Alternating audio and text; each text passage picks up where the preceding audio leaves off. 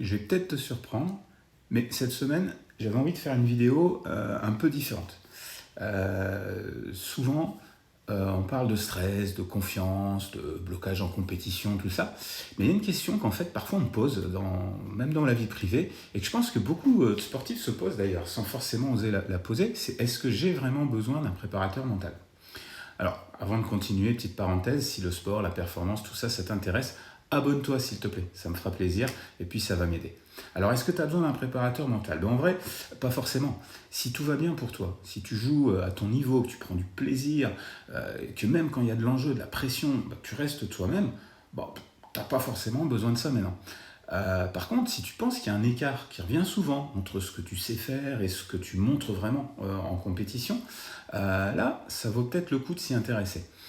En gros, si à l'entraînement, tu joues, tu performes, mais qu'en match, tu te crispes, tu réfléchis trop, tu bloques, tu perds un peu tes moyens, surtout sur des moments précis. Si tu sens que mentalement ça freine, hein, tout simplement. Alors ouais, clairement, il y a quelque chose à travailler. D'ailleurs, il faut savoir, la préparation mentale, c'est pas réservé aux sportifs qui vont mal, hein.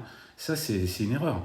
Ça peut, et ça sert aux sportifs qui vont déjà plutôt bien, mais quand on sent qu'on peut encore passer un cap, hein. Les plus grands champions continuent à faire de la préparation mentale.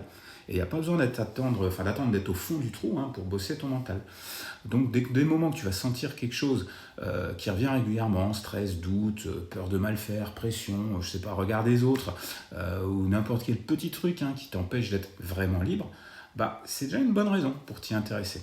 Donc si tu te reconnais un petit peu là-dedans, bah non, t'es pas faible, non, tu n'es pas en train de t'inventer un problème, et surtout, t'es pas le seul. Souvent, il y a un verrou mental, il suffit de le faire sauter, ça se travaille. Et si tu veux m'envoyer un message d'ailleurs, on peut en discuter un petit peu plus.